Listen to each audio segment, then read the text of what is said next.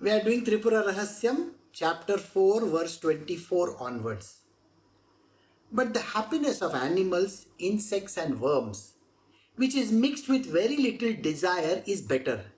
Say, what happiness can there be for men? If one who is overcome by 100 desires could be happy here after having obtained a little, then say, who indeed cannot be happy? Hemleka is asking this question. Do you know there are these animals, worms, insects and all that? I want you to think of it. What happiness are they seeking? They are not seeking any happiness. A tiger is looking for his prey, that's it. He just has to fill his stomach. He's not interested in any other thing. A gorilla, a big ape who is the king of that particular clan, he has got his wife and children. Another ape comes over there who is as strong as this ape is, and challenges him to a fight and defeats this ape. Then what happens? The first ape's wife and the children become the second ape's wife and children. What exactly is that? This is the law of the wild. So, their desires are only these petty things, eating and just looking after some things. But human beings' desire? Endless. They are endless. I want this and I want that and I want that and I want that. Everything is a desire. Even the desire to die is a desire, by the way. If you think that you can program your death or, I want to die in a good place. So people have this habit of saying, I want to die in, say, Benares. I want to die in Kashi, I want to die in some fancy place. That's a desire. You really think you're going to be happy? No. Any kind of desire is going to lead you towards your own ruin. I want my children to be well settled. A parent will think like that. I want my children to be well settled. I want my children to join this institute. I want my children to become very, very rich in the world. It doesn't work like that. It's a desire at the end of the day. Even Dhritarashtra had a desire, Dhritarashtra's desire was to see his son crowned as the king. And I want you to think of Kaikeyi. What was her desire? Bharata has to be the king. What are you talking about? Your petty desire killed your husband. Your petty desire let Ram go into the jungle. It is because of your petty desire you are destroying somebody else's happiness. If you destroy somebody else's happiness because of fulfillment of desire, I want you to think, how is it that your desire, if it is fulfilled, is going to give you happiness? Expectation is the root cause of everybody's misery. I want my daughter well settled in a married life. I'm sorry. Who has told you that? It's a desire. What is there in the destiny of the person is going to happen. You are nobody to dictate terms. And nobody can fulfill their desires to their heart's content. Doesn't happen. So she says, what happiness is there for men? Men who are running after all these desires and happiness and this, and it's not going to be there. Even if you have overcome hundreds of desires, but then even if you get a little also, that by itself will never make you happy. The funniest part of it all was, desires should never be coming in the way. See, think about it. if you have a desire to own 1 acre of land, then it will come, I want the neighboring field also, and then the neighboring field also, and then I want this also, and I want that also, and I want that also. Well, what exactly are you trying to do? It's not your choice. 5 villages. That is all Krishna said. Give 5 villages to these Pandavas. That also you didn't want to give. I want you to think that 1 acre or that 100 cents or 50 cents or 2 cents of land also is painful. Ownership by itself is painful. Taking ownership of your children is the worst thing in the world. Because you are going to get trapped forever. Taking ownership of relationship is a terrible thing. Here the wife is telling the husband this. Can you imagine? Hemlekha is telling her husband, don't do this thing. The desire is going to be a cause of your misery. So, even if you get little, that also is going to be a painful thing. Don't bother so much about it. Verse 26, chapter 4, Tripura Rahasyam, even he, the one endowed with 100 desires, can be happy if there can be a cool body by the application of a little drop of sandal in one's burnt by fire in his entire body. If one is burnt by fire. Man indeed obtains pleasure from close embrace of a beloved. On that occasion itself there can indeed be a pain on account of the rough holding or even uneven posture of the body.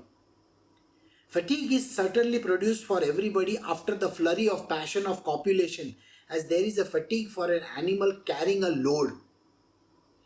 Lord, how do you see that as happiness? Let this be declared to me. As much as there is a pleasure for you in the union with a beloved arising from the friction of the nadis, is there not so much here for dogs having a similar union? Tell me that. She is giving an idea about a woman and a man coming together. When a man embraces a woman or a woman embraces a man, there is a lot of a flow of different juices in the body. You should know this. And that creates a kind of a lust. That creates a kind of a desire. I want to do this. I want to copulate with this person. Just an embrace can cause this. She says, you can have hundreds of these kind of things going on. The example which she had given previously, a person who has got hundreds of desires is burning, but a little bit of a sandal can help this burning person. It's a way of putting it where she says, it's an example. She says, think like this. And now here I am in front of you, that is Hemlekha is in front of Hemchuda. You are embracing me and you are thinking that I want to embrace my wife, such a beautiful looking girl. And then I want to go and have sex. Well, that lasts for seconds only, seconds. And after that what happens? The person gets exhausted and he goes to sleep. A person is totally devoid of any energy. She says, even the dogs do the same thing. Have you ever seen dogs mating? That activity which you are so much interested in, and your desire is, I want to do, I want to do, I want to do, I want to do. What is this I want to do something? And that is leading you towards unhappiness ASAP, soon as possible. Because you get exhausted, you are totally worn out, and you go to sleep, and then what happens? You think your happiness is continuing? No way, it ended there itself. In that millionth of a second, everything went away. She is very clear about it. She says fatigue is certainly produced by everybody after the flurry of passion. Fatigue, tiredness comes in everybody's body. Because it is like, That one push up the hill. You're taking a big stone up the hill, and then you take it right up the hill and suddenly you let go on the other side. What happens to you then? Finished. I want you to think about this. When you were in school, you wanted to complete the school with good ranks. You got out of school. You got good ranks. Then the question is, then what? What did you do? You went to some college? You wanted to finish college. You wanted to become an engineer. You wanted to become some doctor, somebody like that. You finished. You became an engineer. That kind of a energy that you put in, I want to be the best, I want to be the best, I want to write the examination, I want to do this, I want to become IAS officer, I want to... Okay. And the exams are over, results have come in. Now what? There is that movie called 12th Fail. That boy puts in a lot of effort, becomes an IAS officer or whatever, IPS officer. Then what? You have attained it, no? People have made a film out of it. What about those millions who did not get the job? I want you to think about the example that I gave at the beginning of the session. One person getting the job, a million others never got the job. Do you think those million others are happy with it? On the contrary, they are going to curse you. You are going to go to hell just because you are the winner and the rest of them are the losers. The losers are going to keep on looking at you and saying that this fellow cheated, this fellow did this fellow did that. See, look at him. He's glowing like this. What does he think of himself? I never got it. I also worked very hard. These people must, the rest of them, the millions of them, have really put in a lot of efforts. You think they didn't? They put in a lot of efforts. Look at the election campaign going on in US. On one side, same party. Donald Trump on one side, Nikki Haley on the other side. She is talking utter nonsense about that person and he is talking nonsense about her. And in the end, she might end up becoming the vice president of the country. I want you to think about it. What is the big deal in that? Then what? The big question mark still comes to your mind, isn't it? You wanted to get married. I want to get married. I want to get married. There are people who will come and they will just insist. I want to get married. I want to get married. I want to get married. Okay. Calm down. Yes, you want to get married. Tathastu, get married. Then what? After marriage, what? Have children? I want a child. Okay, tathastu, get a child. Then what? It's an endless desire, I want this, I want that. Desires are going to make you miserable. The same marriage is going to be a biggest misery in your life. Ask any married person on earth, are they happy? No. Because they have desires. They have expectations. A wife has an expectation from her husband. The husband has an expectation from the wife and no expectations are met and the marriage is a disaster. But they will put up a fancy show outside. Oh, look at our children, look at our house, look at my husband. Oh, I'm so happily married and all that. It's all fake. Nobody is happy. My Gurudev is not telling lies. Neither is Hemlekha telling lies. Please understand, these are scriptures. This is not some ordinary text. Now think about Buddha. Why did he go away? He should have been living with his wife and child, isn't it? Oh, this is my wife. This is the queen of tomorrow. Nothing like that happened. That man went away. There is happiness which is very temporary. Never comes. Comes momentarily, finishes off. So this is what Gurudev is telling you. So she says, how can you see that as happiness? That momentary thing. Let this be declared to me. As much as there is pleasure for you in this union with the beloved, arising of the friction of the nadis. What is this friction of the nadis? See, I am doing part 1 of the way of life. It is just the beginning. There is a deeper story out there. Hardly anybody understands. This line has got a very, very significant meaning. But I can't explain everything to y'all because of a very simple reason. What is nadi? What is the friction of nadi? What exactly happens? How it happens can never be understood by normal human beings. But please understand, Hemlekha is an enlightened sage, by the way. This is a diversion. I'm telling you something. She's an enlightened sage. She's not some ordinary person. And that is why she is talking like this. So she says, okay, so you want to copulate with me. What is going to happen after that? Momentary thing. That's it. Finished. Gone.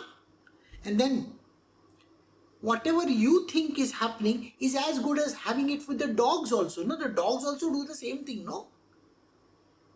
In the village where we are building the temple, in the beginning, when we started way back, there was one female dog and she had some 5-6 children, small puppies. They grew up. Second time she gave birth to another 5-6 children. In 2 years' time, she has given birth 3 times. You say, what is the difference between a human being and a dog? She is interested in every time she will come and ask for food. First, she has to feed her small children, babies. Then they grow up. Then they do all their work over wherever. And it just goes on and on and on and on and on. It's an endless story, I tell you. You have got married, you have given birth to your children will give birth to their children will give birth to their children, and it's an endless story going on and on and on. It's the chicken and the egg syndrome, One chicken gives an egg, from the egg comes another chicken, from that chicken comes an egg, from that egg comes another chicken, goes on and on and on. Le Pelican, the story of Le Pelican. It's a French poem, it's a very beautiful poem. Finally, the person says, the pelican will lay an egg and the egg will give a pelican will again lay an egg, and it goes on till you actually make an omelette out of that egg. This is the end of story. So make an omelette of that egg. Then the story is not going to continue. Your life is an endless journey of rebirths and rebirths and rebirths and rebirths and rebirths. How many rebirths do you want? This life you are a human being, next life you will be a dog. And maybe after that you will be a pig. Who knows? You cannot guarantee what body you are going to get. Have you not read Sai Baba's Satcharit? Have you not read other scriptures where the person says, okay, you may be born as a Brahma Rakshasa? Okay, so happens. When are you going to make an omelette out of it? When are you going to stop this activity?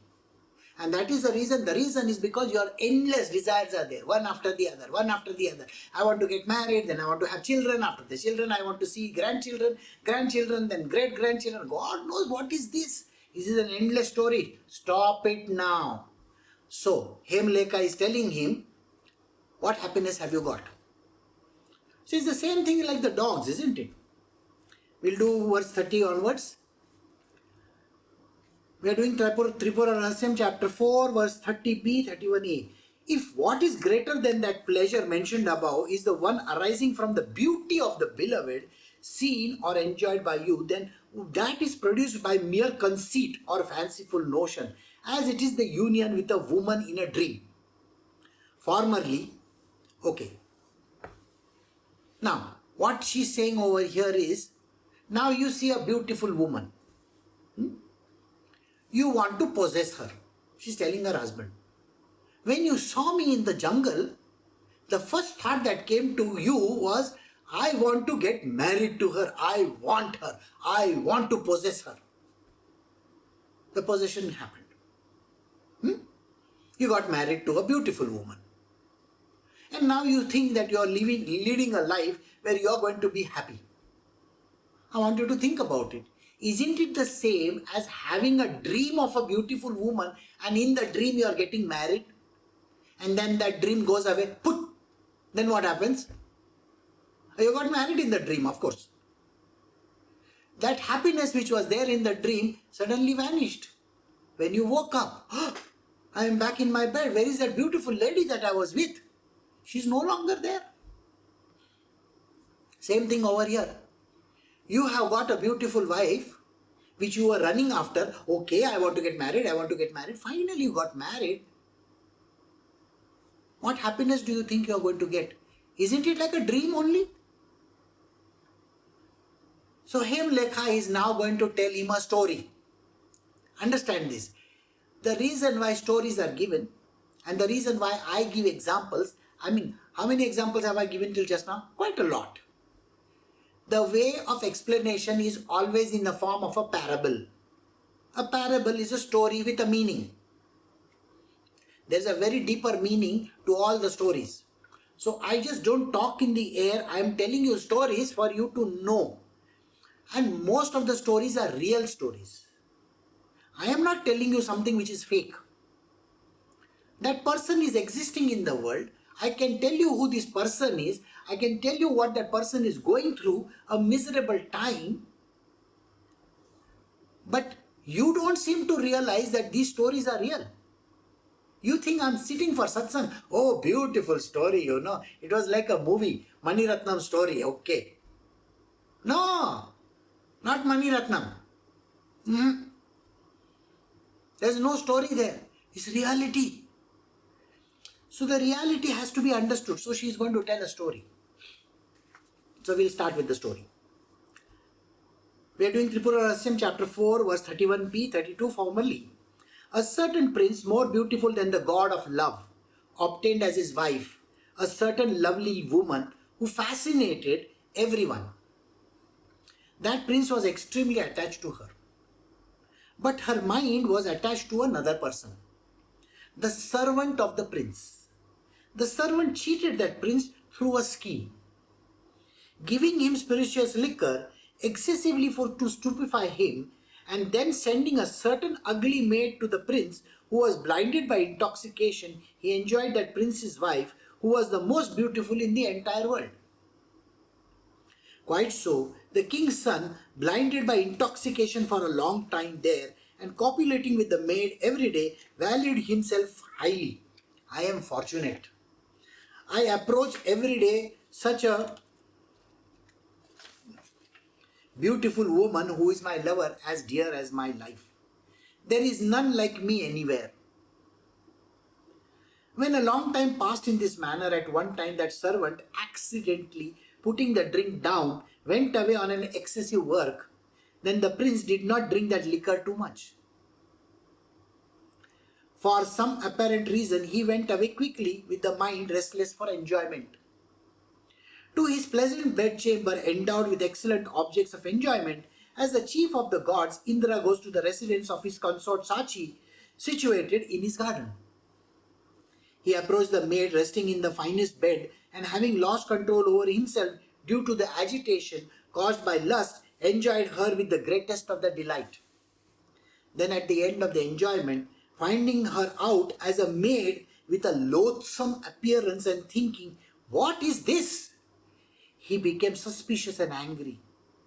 He questioned her thus, "Where is she, my most beloved wife?" The maid, questioned by him thus, and having observed of him as free from intoxication, did not say anything to him. Then, frightened and trembling, thereupon the prince with the red eyes red with anger, discerning the injustice and the trick played on him, caught hold of the maid by her hair with the left hand and took hold of the sword with the right hand.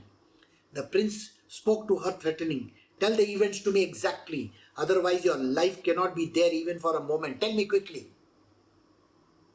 She, having heard the words, thus and frightened on account of the desire for preserving her life, described exactly all the events spread over a long time. She also showed him the princess closely united with the servant at their usual place. The prince saw the tall, dark, and the red-eyed servant, who was disgusting, dirty in the entire body, and having a rough face, somewhere on a straw mat on the grounds, embracing the princess, who was tired after enjoyment. With all his body and with love, the prince saw his wife, who was like a vernal creeper covered with flower buds, and the star Rohini eclipsed by the demon Rahu, with her lotus-like mouth fixed on the mouth of the servant, whose neck was surrounded by her soft and creeper-like arms, clasping tightly by her feet the pair of the thighs and the large breast clinging to his hand. Having seen her who was devoid of memory due to sleep in such a manner and being disturbed in mind very much for a moment and acquiring courage thereafter, what the prince said, let that be heard from me. Fie upon me, who am unworthy, extremely foolish and deluded by intoxication. Fie upon me, the meanest of men, who are greatly delighted in women. Beautiful women cannot belong to anyone as sarika birds to a tree.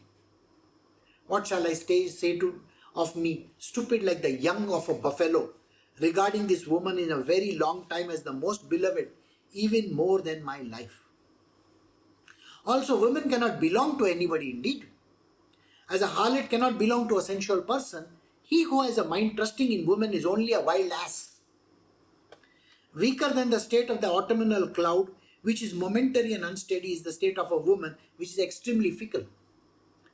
Alas, I did not know surely till the nature of the women in this manner, though abandoning me, attached to her wholeheartedly, she has been devoted to a servant. She has been attached to another, having secret conduct and disguised affection towards me, showing her devotion like a courtesan amongst a group of sensual persons. I did not understand her even a little, with my mind intoxicated by spirituous liquor. Thinking that she was attached to me like a shadow, I had a trustful mind. Cheated by her, I have for a long time united with that maid who is ugly to look at. Who indeed can be more foolish in this world than me, who have thus been deceived for a long time by my own wife with confidence? Alas, this wretched servant has a loathsome appearance in the whole body. What beauty, which is greater all the round, has been perceived in him by her, on account of which she has united with him. Abandoning me, who is exceedingly fond of her, and who has attracted the sight of the people by her own beauty? Having lamented thus in many ways and exceedingly disgusted with everything, the prince then proceeded to the forest without any attachment. So this is a story as told by Hemlekha to her husband Hemchuda. She says this story is an ancient story. So there was a prince. This prince had got married to a very beautiful princess. Now, this princess was not in love with the prince. She was in love with a servant of that prince. Do you get similarity in a story like this before? Do you remember there is a story like this written by Shakespeare? The story is of Romeo and Juliet. Romeo was interested in the maid of Juliet, not interested in Juliet. Human beings are fickle. They fall in and out of this so-called love. It's nothing but infatuation. This princess, who is such a beautiful woman, is in love with the one of the worst and the horrible person on earth, a servant of the prince. Think about it. How does that sound? She gets married to this prince, and instead of being with the prince, where she is the princess, I want you to think about it. What is she enjoying? the land, the people, everything, all the riches of the land, and yet she is lusty behind a very ugly looking servant of this prince. So what does the servant do? The servant every day puts some intoxicating liquid in the drink which the prince has. The prince gets intoxicated. When the prince gets intoxicated, what happens to him? He doesn't know where he is, what he is doing. He goes and to his chamber and sleeps with the maid, another maid over there, which this servant has put in his room. And the princess who is there is with this man, this ugly looking person. So the prince, because of his intoxication, he doesn't know whom he is going to bed with. That's a very miserable person. A servant girl. Now, this is deceit. Most of the marriages in India happen this way. We have so-called arranged marriages. So-called arranged marriages. Here we are taking a spiritual text. In these so-called arranged marriages, neither the man is interested in the woman, neither the woman is interested in the man. Nobody is interested. Just imagine putting two people together for what purpose? So that they can have sex and have children? They can be so-called happily married? In this world today, there are lots of families. They get married to another family. It is a very, very funny thing. One big family is marrying into another big family, and they are putting these two, the boy and the girl, together, and they don't even match. Everybody who is a multi-billionaire in India does this. Look at all the marriages that have happened in the last so many years of life. Please go and check. All the rich people in the world, they are getting married to another big family only. They are not getting married to a woman over there or the man over there. They are least bothered about it.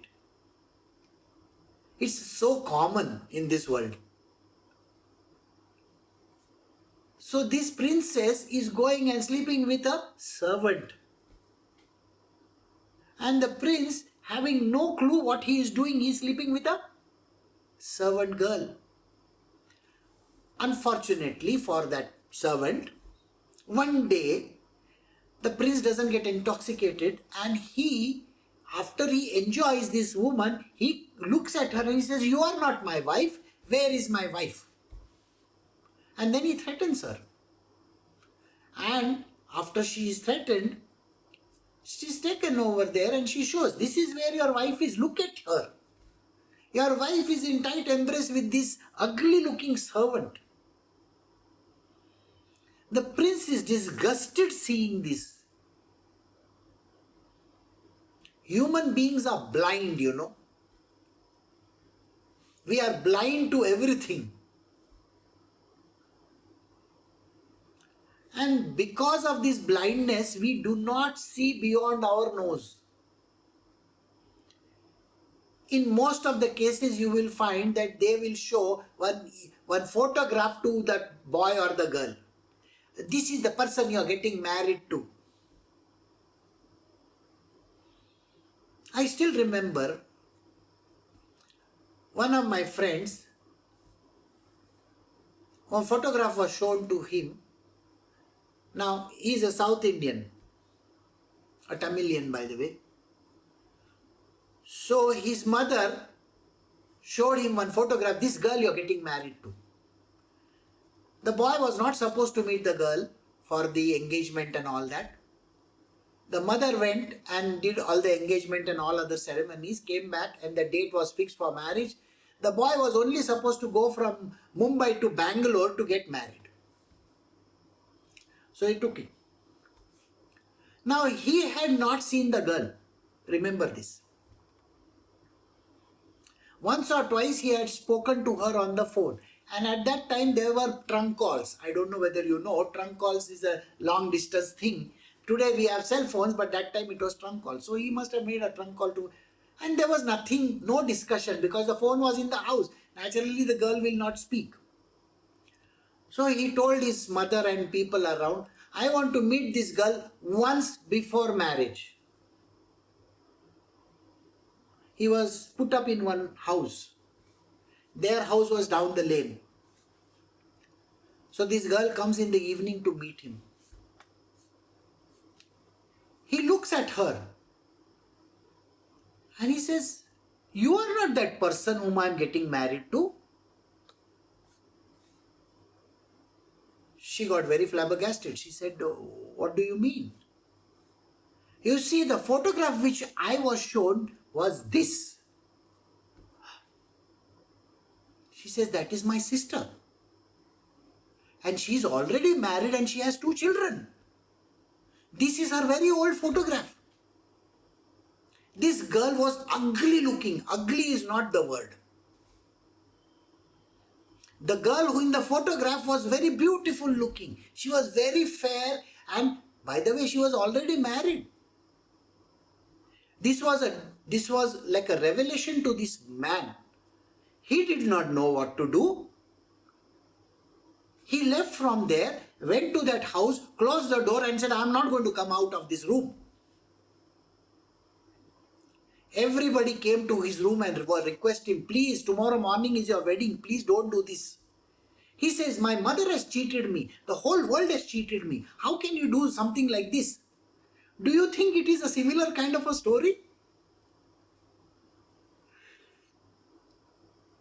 So somehow people said, lot of things to him, and he agreed to the marriage, but he did not take the girl with him. He left the girl over here only. Now I was not aware this was happening because I was far away. I had gone to some other town somewhere. When I came to know about it, I came to know the story and I said, what are you doing? So he gave me the full story. This is how it happened. I sat him down and I told him, see, in our world, we think that marriages are made in heaven. It is destiny which has brought you together. Now what are you to do? That girl also has no idea that the picture of her sister was shown. She also was thinking you are getting married to her. You are also thinking the same thing, getting married. This is not a done thing. Who is the one who is responsible? So destiny is responsible. You can't blame anybody in this world. The end of the story is this. This man goes back to the girl. And, well, they are there together. Unfortunately, the story doesn't end that way. There is a lot of twists and turns. Someday I will tell you. But please understand, this kind of a so-called running after beauty is worthless. Because those who are beautiful are fickle-minded. They cannot put their mind in one thing. And especially a beautiful looking girl getting married to an ugly looking person, she has her own dreams, she wants a tall, dark, handsome, like the Mills and Boons type of a hero in her life. She wants somebody who is going to carry her away into the flights, his own aircraft, his own ships, and his everything, and he's living in a castle. That is the woman's dream. Because she is beautiful and she thinks she deserves it. This is the idea. Everybody thinks they deserve something. What do you deserve? This prince also, what does he deserve? Well, he deserves that. Destiny is like that. You can't blame anything or anybody. But this kind of expectations can create a lot of misery in human beings. You are thinking you are enjoying the most beautiful thing in the world, whereas it is the most ugliest of the things in this world. When people show me their child, and say, hey, look at my baby. Just few days ago, I saw one baby. The first thing that came to my mind was monkey. Doesn't from any angle look like a good human being. Looks like a monkey, I think Charles Darwin said the right thing. Sometimes I really wonder. Well, you will think that that monkey is your baby and you feel so mighty pleased with it. Oh, my baby, you're my baby. What? This same baby will kick your ass tomorrow and get lost. He's not even bothered. What are you talking about? My baby, my baby. That baby of yours is miserable. And you are yourself miserable because you are having expectations and desires of all kinds. Doesn't work like that. This is a very profound scripture. It is a scripture on Tripura Rahasyam. The secret of the three states. We are slowly progressing in the story. The story itself is very jarring to your ears to hear, isn't it? If I stop somewhere in the middle of Mahabharata and say, okay, now Draupadi is in the middle of this Mahasabha and she is getting disrobed and we will stop over here. Now think like that. I am going to stop over here because the story is still to go ahead. There is still 14 years of Vanvas. There is still a big fight called Mahabharata. So this story is not yet over. We have just come to the point where Duryodhana and Dushasana are saying, okay, now I want to disrobe this woman and I want to make her feel miserable. That place where here the princess Hemlekha is telling Hemchuda, you want to enjoy me? Okay? I will tell you a story. This is a story of a prince who wanted to enjoy his wife, a most beautiful woman in the world, but was enjoying the servant girl, and the wife was actually interested in a servant man, and she was sleeping with him. What is this disgusting thing that you're talking about? There is no reality in that. What is the truth in this? It's a big question mark. A big question mark is left behind over here. So what does the prince do in the story? He says, what is the point in even telling this woman that you are a princess? Or telling that man, that ugly looking servant man, hey, what are you doing to my wife? Even if I cut off his head, what is the point? Or to that servant girl who was coming to me. I am the one who should be waking up to this. Not everybody over here. They are miserable. The whole world is miserable. Why should I fall into the same category as them? Do you understand what is being taught over here? If the whole world is such a pile of mess, why do I have to be that mess? And that is the reason why the prince proceeded to the forest without any attachment. The last word is attachment. Human beings get attached. This is my husband, this is my wife, these are my children, this is my house, this is my grandchildren, this is my money, this is my this and this is my that. What are you attached to? The same attachment is going to make you miserable. When the money goes, what happens? Are you going to be miserable? Yes or no? Yes. When your wife goes, what happens? The man is going to be miserable. If she takes the children and goes, then what happens?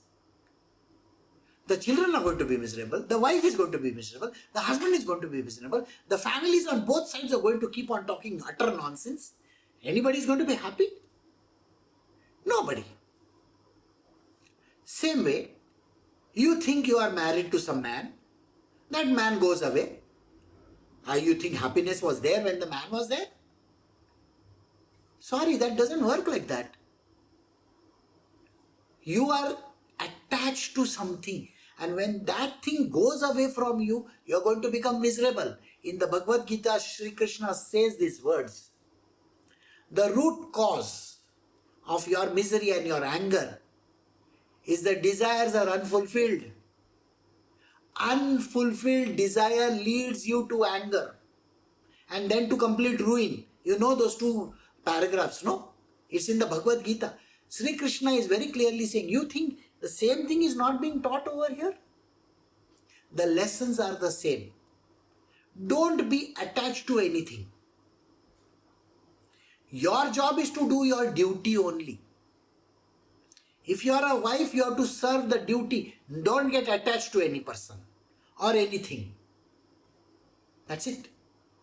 Why did this girl get married to this prince? By the sense of duty. Not because she has to be, oh, I'm so passionate, I want to do this. No way. She's not interested in it. Because it's a sense of duty, you got to do something, you got to do something. But not with attachment. If you have attachment, I have a beautiful wife. Attachment. Beauty is attachment. You are going to be miserable. So I hope you have understood this story so far. So Hemleka has explained to her husband this beautiful story. Next time, we will understand this story in detail. Because a similar scene is going to happen now.